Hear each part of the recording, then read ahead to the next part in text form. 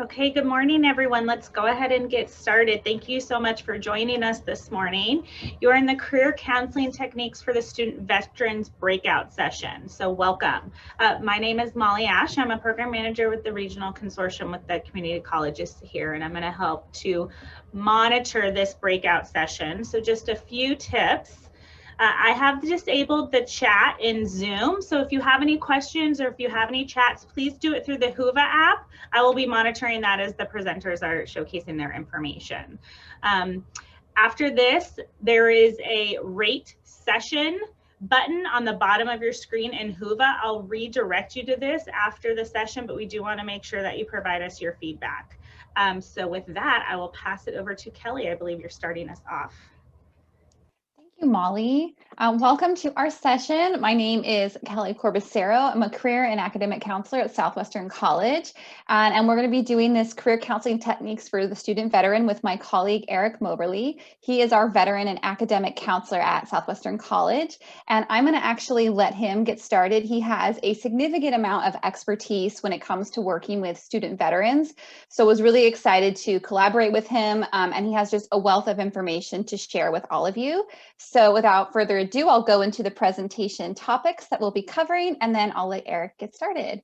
We'll be going over the student veteran experience, the veteran transition experience, college experience, what it's like for student veterans, mental and physical health concerns, and then I will come in and discuss the career process, voc rehab, and career resources for student veterans. So I'm going to go ahead and pass it on over to my colleague, Erik, to get started. No, thank you, Kelly. Well, I hope everyone's doing well this morning. Good morning to everyone, and thank you for being here. Thank you for being here.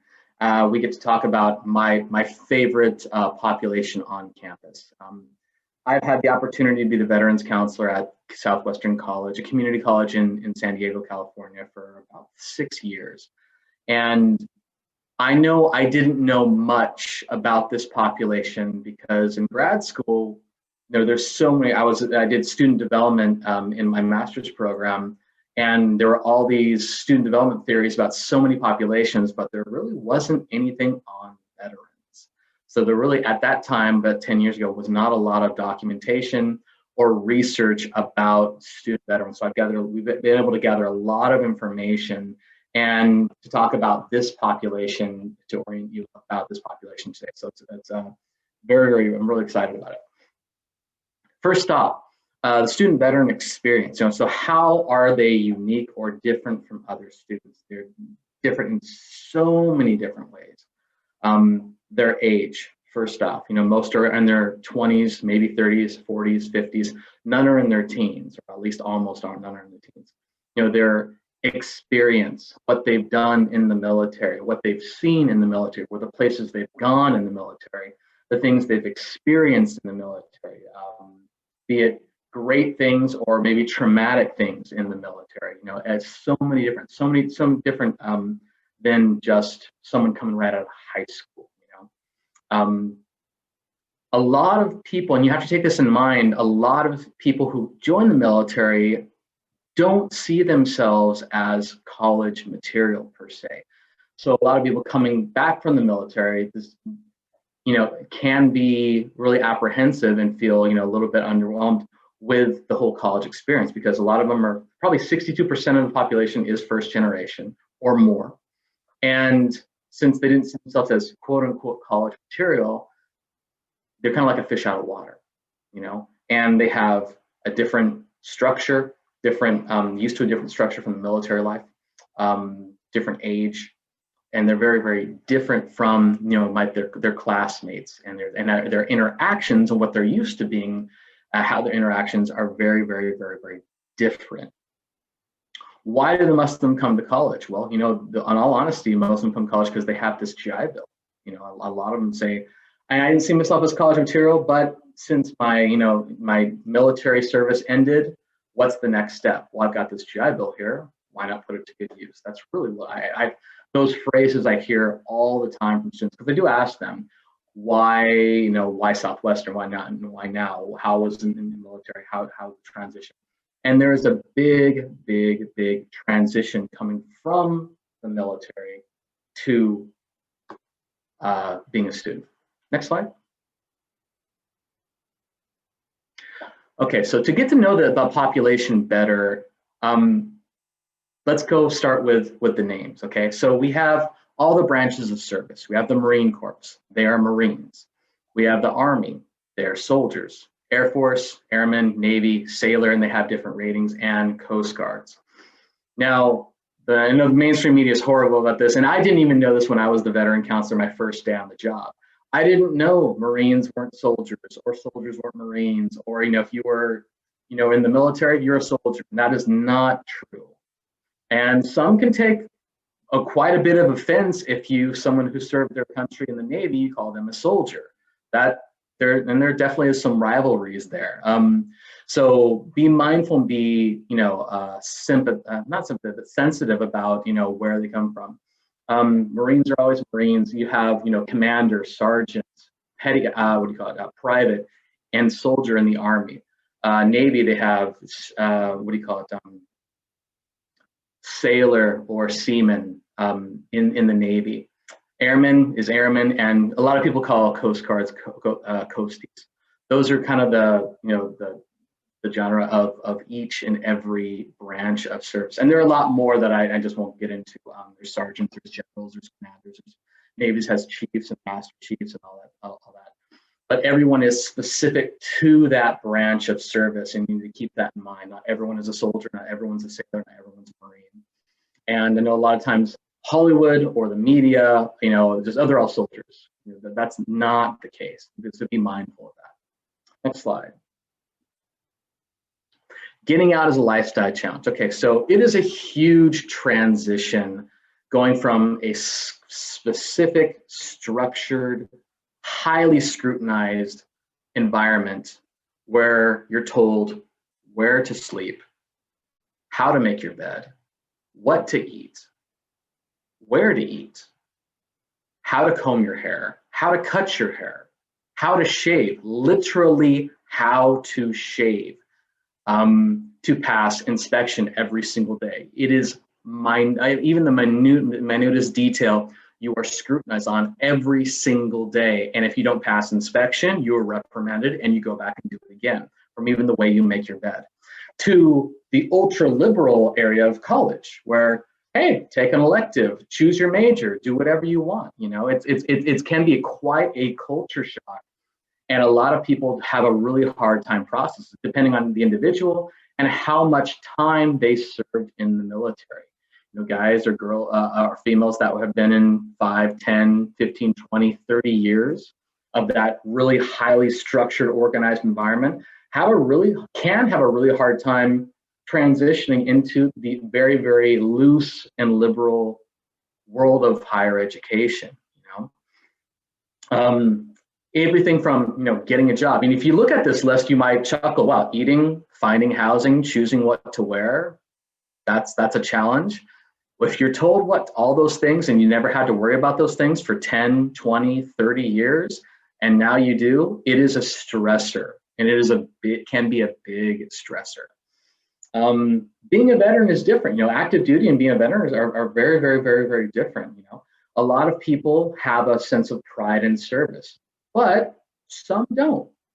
Some, we call it a silence about service. Some don't want to be highlighted or about their service and would rather move on. Not everyone had an amazing time in the military. I'd say most do. In my experience, most love to talk about boot camp stories, but some don't. Some do not want to remember anything, want to move on. They're transitioning. They're a civilian now. Let's talk about my future goals. I'm not going to talk about my boot camp stories or anything. Also, one of the biggest lifestyle changes is, on that very bottom, seeking that band of brothers. That bond you have with the people you serve, and that bond can be so strong that it could trump family bonds, marriage bonds, also ethnicity bonds. I have a lot of students that say, I'm a veteran first, and then I talk about my identity as African American or Asian American, or whatever how they identify themselves. It's a veteran first, and then everything else. It can be very, very, very powerful. Think about what people might have gone through with that platoon or that group they started with. And it could be tragic things, could be war, could have been, and what a lot of people don't know is the training in the military is very, very intense. So intense that a lot of people have died during training. So just because someone went to combat or didn't go to combat doesn't mean they didn't pass a traumatic event. Many, many people die or get terminally injured during trainings, absolutely. So that can be a really, really traumatic event, and you bond to the people that you go through with, because that responsibility of, hey, you have my back, I have your back, your life's in my hands, my life's in your hands, I have to fully trust and depend on you. That really seals a really high, an important bond to people. And when you leave that, there's going to be some depression. There's going to be a sense of loss. And doesn't matter if you leave on good terms, great terms, you're still leaving that band of brothers, quote unquote. And even if you still maintain contact, call, email, there's still going to be a sense of loss. And a lot of people transition through that fine. A lot of people don't. And so that is definitely an issue, regardless of the individual or how much time they serve. There definitely is a sense of loss because of that huge transition from that highly organized, structured lifestyle to figure it out. That's really what it is. Next slide. Okay, some of the issues and concerns with veterans in higher education, right? So we already talked about, the culture of the military. Their ages are different, what they're specifically, that highly structured and organized environment, to the ultra liberal and loose environment of higher education. Next slides, we're going to talk about some of the challenges and concerns. First challenge is this is really what it's like.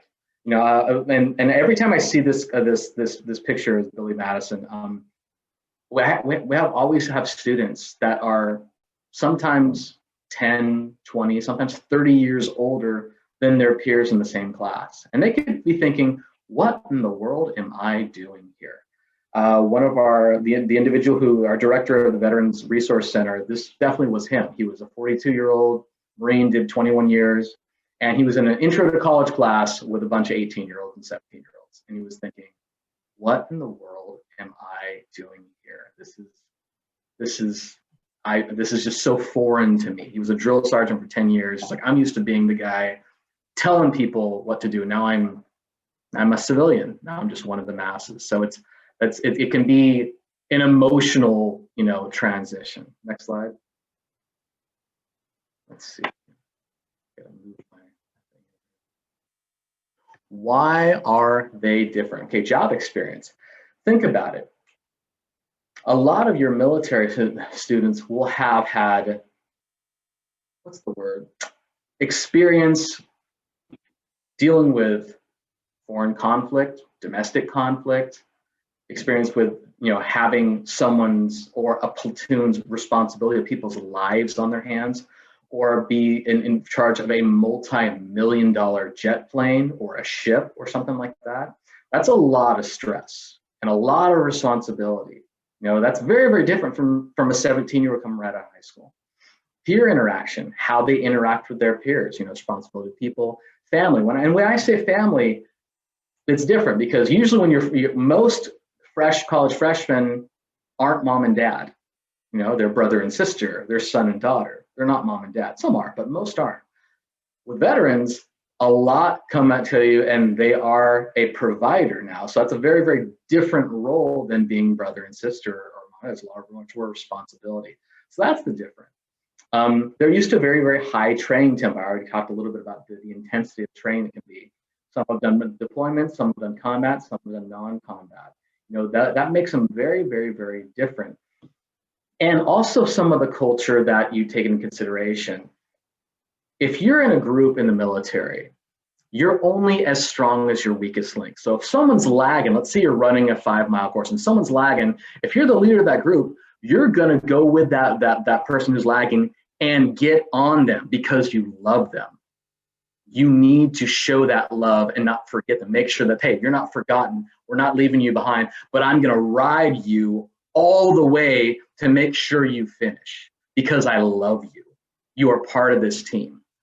Well, how does that translate in the civilian world? And that is a transition. What if someone says, okay, someone's lagging in the workforce, I'm going to ride them. I'm going to get on them. Well, that can be interpreted as bullying. That can be interpreted as, hey, why is this guy on my back? I don't deserve this. What does he have against me? And so I'm just trying to, because I'm doing this because I love you. He's like, no, you don't love me. You're bullying me. Get off me. So there's definitely a huge communication difference between military culture and civilian culture. That's a lot of times how they're different. Next slide. Counselor jargon, all the stuff that the vocabulary of what do you call it, of higher education, from transfer to ACT to SAT to GPA, student loans, subsidized student loans and unsubsidized student loans. Is this a transferable course? And yes, there's so much stuff, and because over 60, that's probably more like 75% of veterans are first generation student. It's foreign to them. It's completely different language. Just like all the acronyms in the military were a completely different language to them too. It's going to take some getting used to. Most didn't have someone in their immediate family to mentor them, like a big brother, big sister. This is how you navigate college. Most didn't. No mentorship. That's definitely an issue with a lot of student veterans. And because they're at a certain level, meaning and in their age, a lot of them come to community college, they're in their 40s.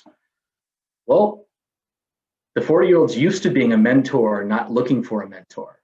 So it's a lot of times people have problems asking for help. Hey, how do I do this? I'm new at this. It can be an issue. So that's something to take into consideration, because most veterans are first generation students. Not all of them, but a lot are. And they need that mentorship or guidance. Next slide. Student life and culture shock. So this slide's funny. This slide is the difference between two graduations: a military graduation and a college graduation. Very, very, very different ways to celebrate the same thing. Becoming a student, choosing a major, selecting classes. At Southwestern Community College, we have over 330 different majors and certificate programs, which is way too many for any community college to have. I don't know. Hopefully, none of your colleges have more than that. Even though it's great, it's a great thing. However, it does pose its barriers and its those issues, because when you have so many options, it freaks people out. And if you're used to being told what to do and how to execute things, and you have 330 different options, it's overwhelming. It really can be overwhelming. Studying, how to study. I always ask this question in my intro to college class that I teach. How many of you were taught this, how to study? This is exactly how to study. Rarely anybody raises their hand and says, oh, I was taught by so-and-so. Nobody really is, but everyone's expected how to do it. And part of the reason why no one's really taught how to study is because there's so many different ways to do it. So you kind of do what works for you. But the truth is, a lot of veterans, being first generation students, don't have the greatest study skills. They weren't taught exactly how to do it. Questioning authority. You do not do that in the military. You do not go over your boss's head to them. You are severely reprimanded. And that means that if you ask your superior one thing, whatever that response is, you take that as gospel. You take that as that's how it is. Well, in college, we actually say the opposite. If you didn't get the response you needed from someone, get a second opinion. Think about when you've gone to a doctor's. Okay, you're always usually encouraged to get a second opinion. That is not encouraged in the military. So if someone who's been in 10 or 20 years usually is not going to do that. They're not going to go and seek out a second opinion. They get a beat down. They'd get reprimanded for sure about that, or get their even worse, get their career assaulted by something like that. So that questioning authority is a big no-no, and to completely do a 180 and say, okay, I'm going to do that, it'll take some time. It will definitely take some time to have that happen. It's not, something that's so easy for a lot of people. They feel inherently it's wrong and I shouldn't do that. And you got to tell them, hey, it's okay. It's okay for you to go get a second opinion. It's actually encouraged here. You're a civilian now. You're not in the military. You can do that here, and help them through it. And being a fellow student, a lot of the stressors that I hear from student veterans are actually from their peers, their classroom peers. The way the classroom might interact with the professor, they might interpret that as being disrespectful, because you are in a military classroom, you are taught to sit a certain way at attention all the time, sit in a certain, seat, and be on time, always on time, all those, specific organizational structural rules. And in, college, a lot of times the professor will come in 5 minutes late, and it's no big deal. And that can be a major stressor for a lot of the military veterans. If a student comes in late, the way they might be dressed could be a stressor. There's a lot of things can trigger. A lot of things can trigger a student veteran. Next slide. Okay, GI Bill. Most of your veterans are going to have the GI Bill, whether they're using it or not. Definitely they're probably going to have access to a GI Bill. And there are different types of GI Bills. The most common is the Forever GI Bill, or Chapter 33. The old name is post 9/11 GI Bill, but it's now called the Forever GI Bill because it doesn't expire. The post 9/11 GI Bill used to expire. You'd have to use it within about 15 years, and if you didn't use it, you would lose it. So they wanted to take that away and say, hey, you can sit on this for the next 30 years, and you're always going to have that, which is nice. But I love this stat here because I know, and this has gone up too. This has gone up sizably because it's been a year since March 19th. But the Department of Veterans Affairs has issued over $95 billion in post-GI Bill benefits to over 2 million people since August 2009. So that's only 10 years that they've issued that, and I think that's money well spent. Not many countries have any type of GI Bill. And that's really nice thing to have. There are different GI Bills. There's Chapter 33, 31, 30, 35, and stuff for maybe widows, stuff for dependents, GI Bills, stuff like that.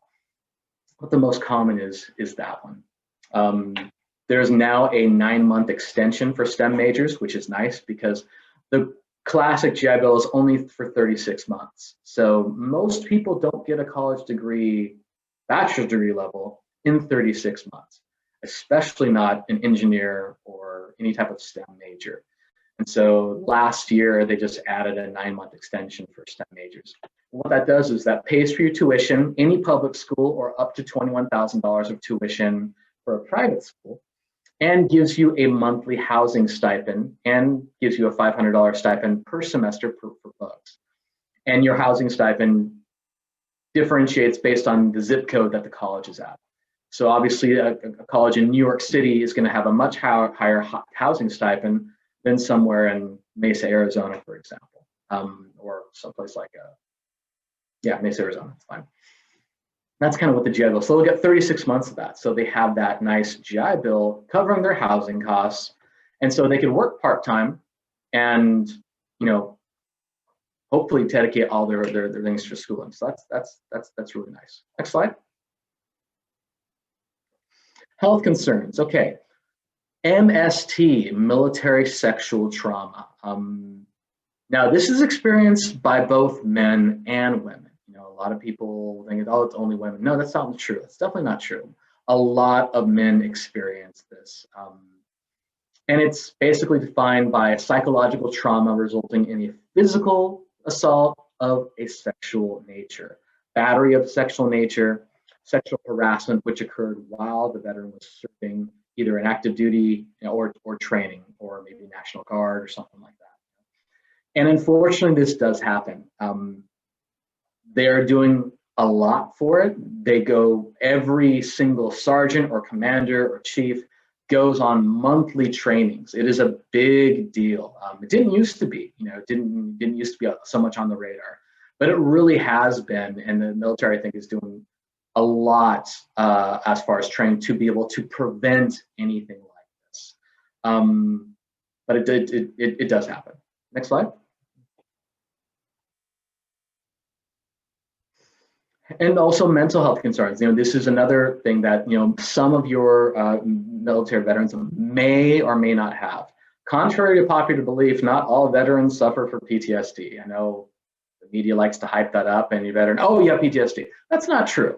That's definitely not true. Please do not assume that because the person is a veteran, they actually have PTSD. That is definitely not true, and that's actually quite offensive. I would consider that being a stereotype of anyone military affiliated, that, oh, you must have PTSD because you served. That is definitely not the case. Some do. Some have it and don't know they have it.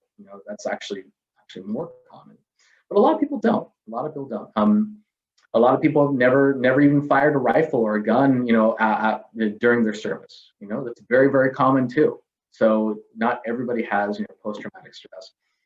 And post-traumatic stress disorder, is more common than you think, because not just military veterans that have that. A lot of people do, from getting in a car accident to maybe sexual assault, maybe something of that nature. Any traumatic event, you could have this disorder. And we all have traumatic events. We have post-traumatic stress. That's a natural way for the body to process things. But the disorder comes when that thing comes up over and over and over, and it doesn't let you progress because it takes you back to like the scene of the crime, that kind of thing. And that definitely can happen. That's definitely prevalent in some veterans of the military. But as you can see in the slide, it could be a childhood abuse, it could be a car accident, bombings, assault, maybe TBI, traumatic brain injury. Definitely all those things are much more common in a student veteran than a student coming right out of high school. And substance abuse, yes. Self-medicating, yes. There is an issue with alcoholism, definitely in the military. There is a huge issue with that. And so a lot of your military veterans may be more prone to drinking, absolutely. That can be an issue you might have, with them. Be mindful of that. That substance use or self-medicating is definitely on the radar.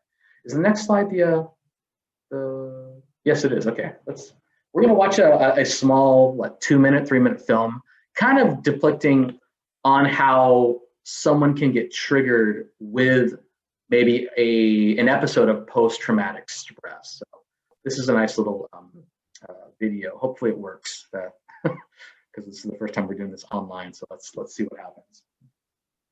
Empirical formulas are using mass of each element. Conversion factors make use of relationship between two units of quantities expressed in fractional form. Guys, let's focus. All right, fine. Quiz time, huh? Great. All right. Single cell organisms break down organic molecules through Metabolism. The core of the hemoglobin molecule is Iron. macromolecules are ozone. Is bonded by what?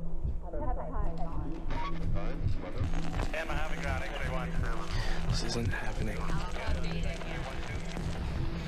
This isn't happening.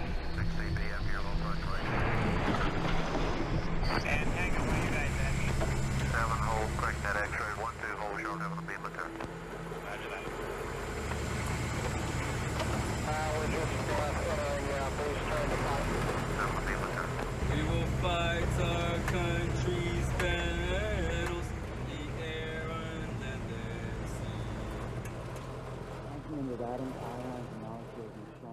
You know this one, Brandon.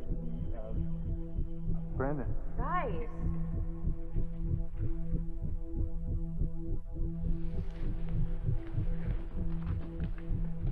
You got it.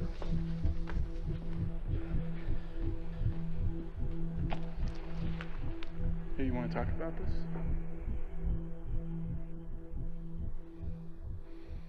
We're home now.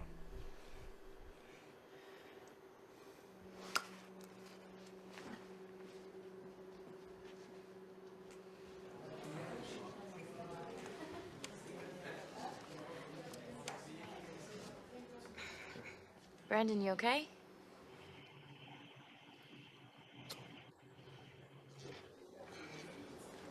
It's just, you know, sometimes just little things, they just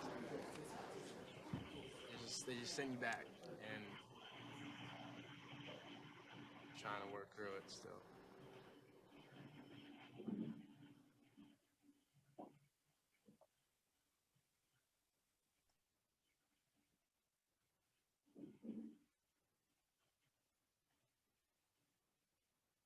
Thanks, Scott. The very last thing you said, you know, there are certain things, triggers that can send you back, and I'm trying to work through it. That's a great phrase right there. I'm working through it.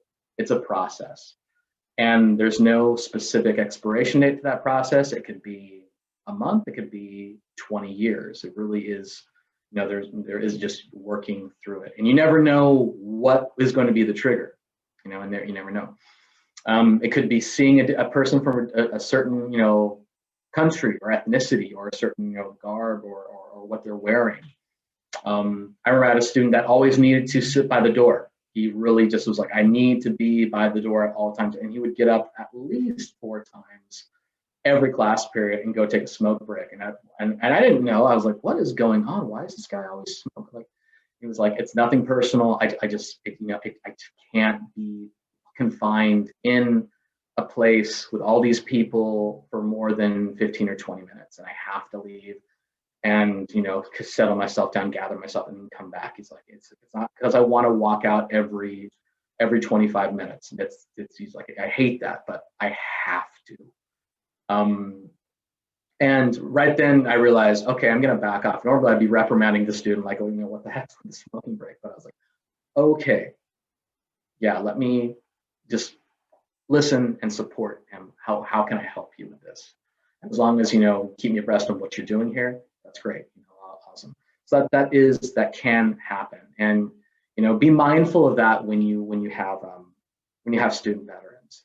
Also, something that isn't really in this documentation is, if a student is a veteran, you know, please do not call them out in class, even thanking them for their service, which is a great thing. And most people have really good intentions about that.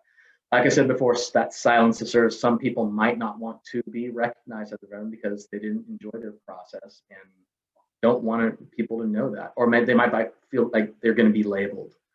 Maybe it's a hardcore liberal or conservative political science class, and they don't want anyone to know that they're a veteran, you know, or, you know, things of that nature. So that's one thing that, you know, most people don't know. They have best intentions. Hey, thank you for your service, that type of thing. In class, stand up. And I would say don't do that. Don't do that. Let them identify themselves if they want to. Give them that opportunity. Also, if a lot of teachers, this is for faculty specifically, if you have a student getting the GI Bill and you drop them, they have to pay that money back. And a lot of teachers will drop a student if the student's not going to pass the class. And they're like, I'm going to do you a favor and drop you because, you know, you're not going to pass the class. You'll probably get a D and you want to do it. And happens all the time. Well, if they do that, the student has to pay all that housing stipend back and the cost of the class back to the government. And a lot of students would be like, well, I'd rather take the D, retake the class, and not have to pay anything back than taking a W, retake the class, and have a $3,000 debt from the government. You know, so be mindful of that if you are teaching classes and you have a student who is getting the GI Bill. If they get a D or an F, they don't have to pay anything back. If they get a W, they do have to pay back because they're being paid to be in class. That's kind of the deal right there. And a lot of teachers have the best intentions, you know, right? Like, hey, you should drop, you know, you're not going to pass this class, but be mindful if anyone has the GI Bill, it's a little different story. And I would announce that the first day of class. If you have the GI Bill, because not all veterans have the GI Bill, and you don't have to be a veteran to have the GI Bill. So there's an indication if you are a veteran having the GI Bill. A lot of people can give it to their spouse, to their dependents. But if you are, there are specific parameters that the GI Bill is set, and have them tell you, yes, I'm getting the GI Bill, and have that conversation right at the beginning of class. Because too many times I see it where someone's freaking out, like, oh, now I got to pay back the government $4,000, and I still got to take the class again. Like, I'd much rather have take the class again and not have this big old huge debt. Like, why did this teacher do this to me? Be mindful of that. That's something that isn't exactly on the radar. And a lot of veterans don't even know that, in all honesty. And a lot of veterans don't even know those parameters of GI Bill. Next slide, Kelly. I think I might be, this is you. Okay, cool. That's me, yeah. All right, I'm gonna switch my camera on. There we go. Hopefully y'all can see me now. I'll make sure I'm perfect. All right. So let's talk a little bit about transitioning and how that works, but also I want to kind of add on to what Erik was mentioning about different issues that some of our veterans may have, because my brother has a TBI from his service in the military. And because of that, he has a very flat affect, very plain speak. And so a lot of times, if you have a student veteran that might have suffered from some sort of traumatic brain injury, the way they speak could almost come off as offensive. So I just want to encourage you all to not take that personally as if it's a personal attack. Occasionally, if they have some kind of background or some sort of injury, it could just be the way that they are because of that injury, and it's not necessarily intended to be offensive to you. So just be mindful of that. I've had a few students that have had similar situations, and try not to take it personal. It's really not personal to you. Now let's talk about transitioning. So these students are going from Department of Defense to a civilian career environment. And as Erik has mentioned, this is a very, very different world. We're talking about individuals who signed up for their job that they had in the military versus now having to think about resumes, interviewing, looking for jobs. It's a whole different ball game. And so this is going to be a very different way that I will work with this student population than I would a student who is not a veteran or dependent. Dependent, I'll do a little bit of a modified of this, especially if that person was living on the base and involved in that military culture. Now, it's also very important to keep in mind that this is not their first career, as Erik mentioned. They need a bit more support because they are used to more of that hand holding in the military and being told what to do. So for me to just give a student veteran a website and say, look at this website and see what you like and see what careers jump out at you, will not work. They're probably not going to look at that website. They're not going to know where to start. So these students, I do more personal one-on-one appointments with them where I am showing them how to use the software. And also, I'm typically going to do more than one appointment with a student veteran. As a career counselor, I'm going to want to see them at least twice, and I'm going to give them very detailed homework. So I'm going to go over maybe a career research process, show them exactly how to use it in a very clear and practical manner. And I'm also going to say, okay, by our next appointment, have done these 3 steps. I do like to keep it to 3 short steps as well when I'm working with them. I do like to do personality assessments with my student veterans as well, because it has that tangibility of this is kind of an assessment and there's a results component, and we can relate that to their personality. And I do find that most student veterans I work with really enjoy that, because when you're in the military, your personality is kind of determined for you. You need to be a certain way. And so it's really kind of interesting for a lot of them to see kind of how their personality really is. And if you're all familiar with the Myers-Briggs, what I do notice is that a lot of students, when they first come out of the military, they might have a more dominant J side, the judging. And then as they transition out, if they were more of a natural perceiver, that starts to present itself. Just kind of a fun little interesting thing I've noticed. Also with my student veterans, I like to give them a personal handoff. So I wouldn't say, go to the career center. I'm going to walk them to the career center. I'm going to sit them down at the computer. I'm going to show them how to do the assessment. I'm going to have my assistant here say that, go see Janine and she will get you an appointment. Another thing that I like to do, once we're back on campus, of course, is I was able to work out an arrangement to physically be in the Veterans Resource Center. The Veterans Resource Center on our campus has been expertly crafted by JD. He's our Veterans Resource Specialist who runs the center. And he's created this really wonderful family environment where our student veterans feel really comfortable. They feel welcomed. They get to be with other student veterans who get and understand their experience from a firsthand perspective. And so I worked out a deal where I'm able to go into the Veterans Center. Now on your campus, like many, we like to keep our Veterans Center as a very sacred space for just our veterans. We don't like recruiters to go in there or anything like that, just because of the sensitive nature. We don't know what our veterans have been through. So I'm able to go in there. I go in there in a normal scenario, not during COVID, once a month for an hour, and I bring food. So I'm bringing something that will draw people to me, but I'm also bringing some kind of comfort item, like a gift, if you will. And what I find by doing this process is I'm actually going to the students. So a lot of times with student veterans, as Erik said, they're not going to necessarily come seek out help. So this I found is a very beneficial process to connect with student veterans. And I will tell you right now, when I go down there, almost every student that I speak to when I do just my 1 hour, they follow up at the Career Center. They come back to the Career Center, or I'll even write down their student IDs and I'm like, we'll call you with an appointment. We'll take care of it for you. So we do a little bit more extra work for our student veterans, but we do find this has a huge benefit for these students. And then when a student veteran feels like they have a counselor they connect with, they tend to do better. They're more successful. They feel more comfortable and confident than when they're kind of seeing multiple counselors, getting confusing information. Because remember, in the military, there's really not a lot of confusing information. It's very much to the point, practical. This is what you do.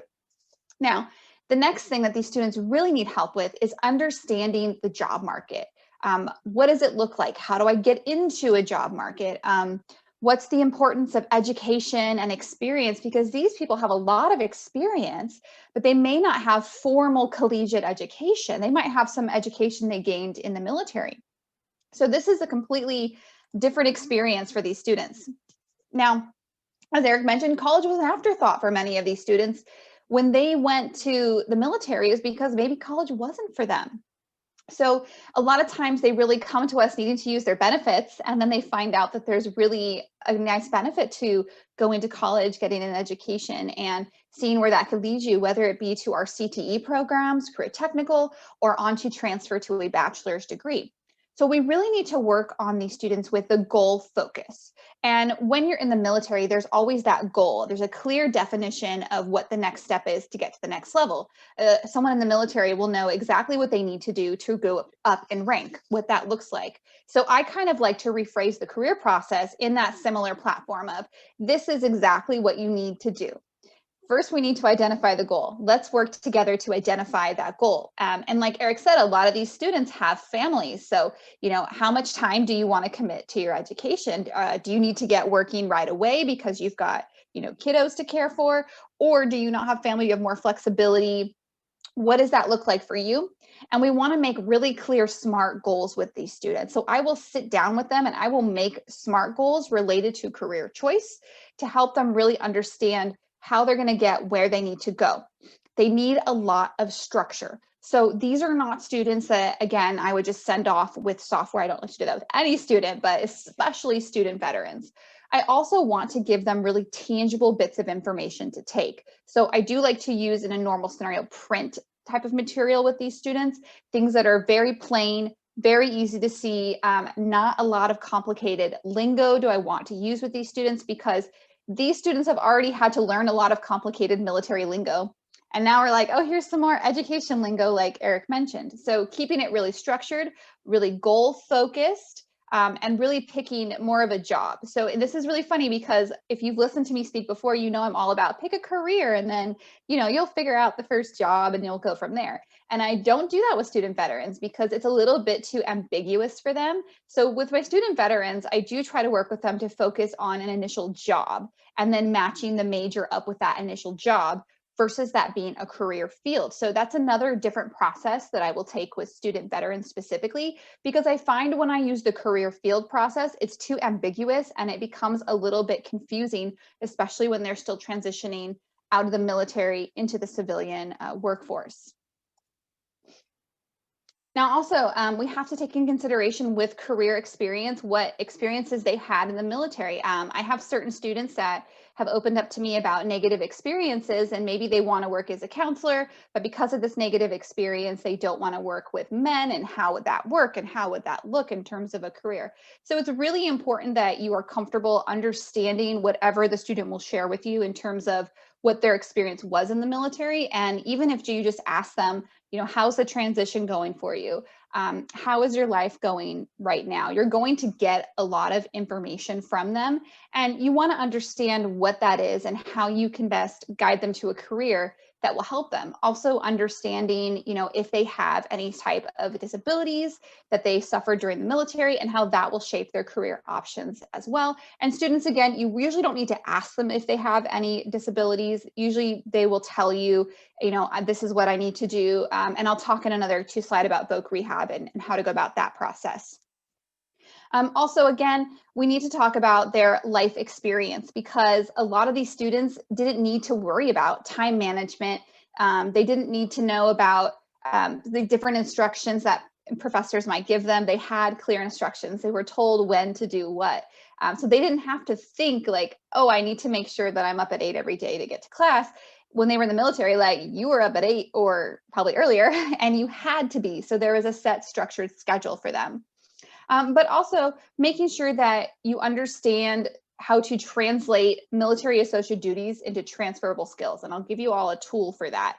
That's a one that a lot of my students, they say, well, I did this job in the military and it's really specific to the military. Like, I don't see how it translates to civilian workforce. And I'll tell you right now, every single classification does. And I'll show you a really fun tool where you can show your students, hey, this was your classification, this was your job in the military, and look at all these transferable skills you have. And that alone becomes very empowering for our student veterans, who sometimes feel like, oh, I was just in the military for 10 years and I'm really pigeonholed in my work experience. And so this is a really wonderful tool that just kind of opens up their eyes, like, wow, like this stuff really does apply to almost any job. Because as you can assume, there are many, many wonderful transferable skills they gain in the military service. Each journey is unique. So we can't wrap student veterans into a package and say, you know, this is a student veteran perspective. Like Erik was saying, not all student veterans have PTSD, not all have a positive experience of their time in the military. So really what I like to start out with, building rapport with a student veteran, because I want them to feel comfortable coming to me. And I'll tell you right now, once you've built rapport with a student veteran, they will seek you out. They will come to you consistently. They will email you. They will trust you as that source of information. So building rapport is very, very important. I like to understand what their knowledge is of career. I want to know about their family, their personal goals. Sometimes a student veteran's personal goal is simply to make enough money to provide for their family. That's their goal. Perhaps they suffered an accident in the military and they were discharged not of their wanting to be discharged. Maybe they had a medical discharge. So we really want to find out all those pieces of who the student is and how that relates to their career goals and what their next step will be. And most important, building trust and rapport. I have student veterans that I've been working with that I take from their first semester, and I usually will work with that exact same student all the way through because they build that connection and trust with me. So kind of to recap, really what we need with student veterans, we need practical resources. My natural tendency for MBTI is intuitive, so I have a little bit more creative, a little more ambiguous. So I really have to jump over to my sensor side and really keep things very detailed and factual based for these students. I want to make sure they know how to obtain a job. What does that look like? How do I apply for the civilian workforce? And again, usually these are done one-on-one. Like many of you, we do offer workshops for these type of things, sometimes geared towards veterans, sometimes not, but we do still have quite low turnout. So I find it works better one-on-one in my office. But also going over how do we curate your resume to remove a lot of military lingo and to be mindful of what a civilian sees and what is okay in the military. I had a student veteran that I was working one time that's job in the military was as a sniper, and this individual decided to include very detailed graphic information about his time as a sniper, which in the military might have been very respected. And in the civilian world, he had people really concerned about what they were reading. So we had to restructure that into a way that was digestible into the civilian world using certain lingo. Also avoiding a lot of military lingo on a job application if they're not applying to work back in the Department of Defense, which most of our veterans do not. And also looking at switching from achievements. In the military, there's a heavy focus on achievements, not so much on the duties. So we do need to switch that up on the resume. And then also having, again, clear steps, instructions, a very direct approach. So I'm going to be very much to the point. I'm going to still do counseling, but I'm going to be very factual in the process that I take. Now, this is one of the biggest things I get student veterans coming to me for is voc rehabilitation, paperwork, and assistance. And I wish this was easier for me to explain, but a lot of this really depends on the voc rehab counselor the student is assigned. There are some great ones in our region, there's some not so great ones. And so it really depends on who their voc rehab counselor is. They are hard to get a hold of for the student and for you. Essentially, though, when you're working with a student that is using a voc rehab benefit, this is a student that suffered a disability or an accident during their time of service, and they have been issued special benefits that they can actually go pursue another alternative career. So the military, the Department of Defense is paying for an alternative career for them. But here's the catch. You do need to know what the student's abilities are. What can they do? So if this student had a disability and then they try to go in to be a firefighter, depending on what the disability was because of their injury, the voc rehab counselor might not approve that. So this is going to be a little bit more in depth. When you're working with this student, this is probably like you need about 2 hours to help this student go through this paperwork. So I usually get them started and then we meet to review it. They need a full student education plan. They need a semester by semester breakout as well. So depending on how your school structures student education plans, we have 2 models at our institution. We have a semester by semester breakdown, and then we have a full comprehensive SEP. And on that, both need to have written the estimated completion date, the date at which the student will complete the program. They also need to submit a paper with 2 to 3 jobs. It depends on their counselor. Some counselors are like, I just need 2, some 3, that are actual live jobs that the student could apply for once they complete this education, that something they could go into. And then there's additional questions like, how does this education apply to this job? It's a lot of paperwork. And for our student veterans, it is extremely confusing. Even for myself, I learned this on the fly with a student. I was like, all right, let's go through this together. We'll figure it out together. We got stuff kicked back and then we figured it out together and we were able to work through this. But just to give you guys a little overview, so hopefully you won't have to do the back and forth that I did. But that's the basis of what they need. And again, it's really important that whatever career they're pursuing, is approved by the voc rehab based on whatever their disability was. So there's an extra layer when you're working with these students. So when you are working with a student, again, like Erik said, don't assume they're all on the GI Bill. Some students might be using voc rehabilitation benefits and some might be dependents. So this is always a good question to ask, what type of benefit are you using, just so I can make sure that I guide you the best way. And if you know you have a voc rehab student, you know you have a little bit more extra work to do with that student. We're almost out of time, so I'm going to kind of go really, really quickly here, the last few. Also keeping in mind Maslow. I mean, we all are counselors on here for the most part, and keep being mindful of Maslow's hierarchy of needs. Our student veterans need to have this basic psychological safety before they're really going to get into this place where they can do well in our school. So if our student veteran is homeless, if they don't have enough food or water, we really need to make sure that we're addressing those components too. And with every student, whenever I meet with them, I always like to address, are you safe? Do you have a home? In my own counselor way, just ensuring that those basic needs, that the student has that, because they're not going to be able to be successful if they don't have consistent housing, food, or water. Now, here are some really cool resources I want to share with you. Google actually transitioned about early last year to their job has a military occupational code component. So your student can enter their MOC code, and MOS, I said it right the first time, their MOS code. And what they will get are jobs they actually qualify for based on their military experience. So Google put together this really unique, wonderful platform, and you can find it just by Googling jobs for veterans. So you may have a veteran who says, I'm not really into college, I'm here to use my benefits and maybe get a certificate. Here you go. You can kind of go over with them. These are jobs that you can do with your experience in the military. So, and then it also goes into certain clearances they need, which many of our student veterans do still maintain security clearances or will have it for a little bit when they get out. And then it will lapse once they are out if they don't go into an occupation that will pay for that security clearance. So this is a really great one. Google jobs for veterans.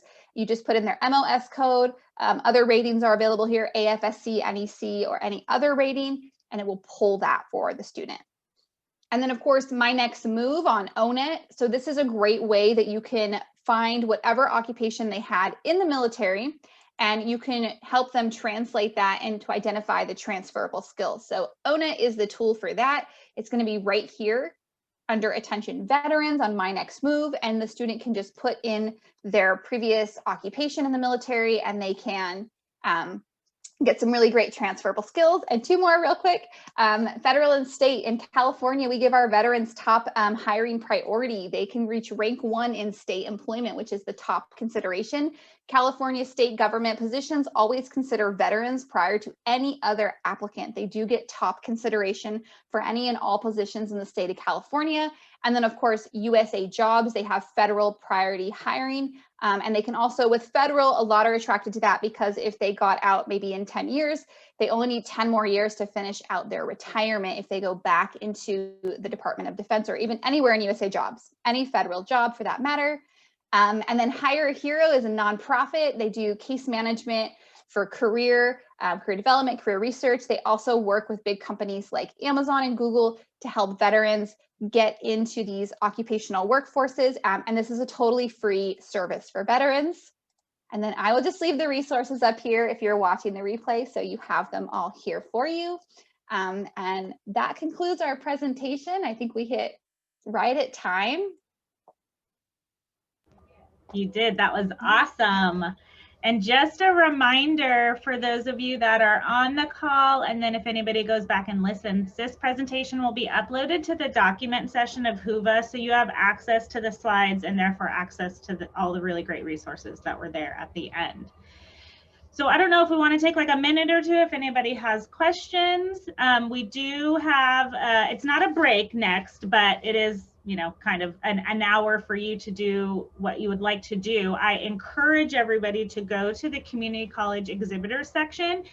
We have uploaded some really amazing videos there that highlight career education at each of the campuses. And then we will also have someone live for each of the campuses if you have any questions about campus specific programming. But I think if anybody has a question, they're welcome to open it up. I have a minute and then I have to run. I have a student appointment. And we don't have, nothing showed up in the Whova app. So I think we're good there, but contact information. Hi. Oh, hi. My name is Jake Dodderidge. And Kelly, I actually sent you a message. I'm actually a career and academic counselor for the United States military. Oh, awesome. And I'm based out of the Base Education Center at Camp Pendleton. So I have a lot of resources we use internally and along with the resources you use as well. So I was hoping maybe we could connect just to continue to service our personnel. Yeah. Did you email my my private practice or my Southwestern email? Actually, I think I got your info from Nicole Goethard. I know her well. Oh, and, yeah, and, cool. Yeah, and I've actually spoke to JD as well. So actually, I will reach out directly to your Southwestern because, like I said, I have resources I use here. I came from the California Community College. I have a career counseling background as well. So I'd love to collaborate because we have personnel we want to help. Yes, I would love that. And find me on LinkedIn too. I wrote your name down. I'll go find you on LinkedIn. I just added you. Yeah. Okay. Thank you, Kelly.